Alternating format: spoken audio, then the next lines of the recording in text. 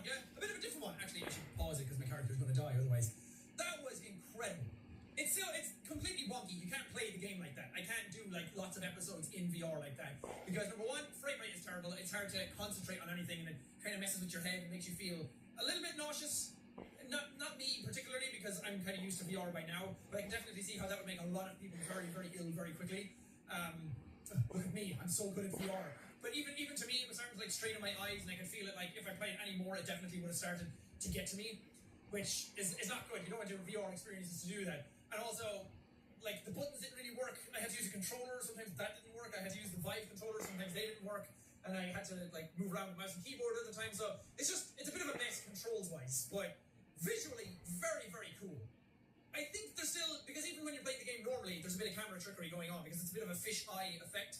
Sometimes stuff in the side. I did it one time in the series where I thought the island was much closer to me because it was at the side of the screen. As soon as you turn your camera towards it, it shrinks back down. So there's a bit of perspective warping going on in the game all the time anyway. It got to do with the FOV. So I don't know if some of that is playing an effect in VR, and that's why everything looks a bit bizarre. Because sometimes, like the reef back looked way bigger than some of the other creatures. Like even towards the Reaper, it looked almost the same size in comparison, which I don't think is true after playing the game itself normally.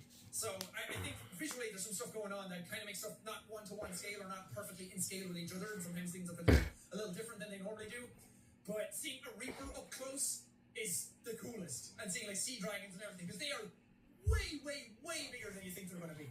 When you're in the game and you see it from the perspective of the player, stuff looks a bit normal. They look big, but they don't look like colossal. But then to see them like that, they are, like, I don't have anything for scale that I can compare them to.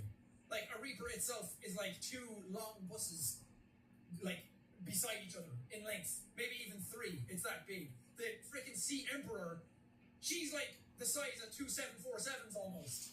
Maybe that's exaggerating a small bit, but she's very, very big.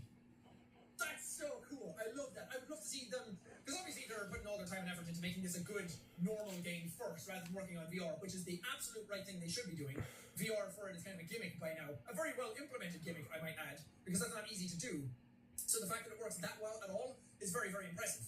I would love to see them, after they've finished like the development of everything they want to do, like DLCs, different consoles, upgrading the graphics and getting the optimization and everything down. Like a year or two later, it would be cool to see a full VR version of the game. And we have like really good VR headsets as well, because the Vive is coming out with a new one soon called the Vive Pro, which all the upgrades I've gotten from my HTC Vive so far, like the new head strap with the headphones attached and the wireless kit, all of that is built into the new Vive, the Vive Pro. And you can just go and look it up now. It's like a purple headset, and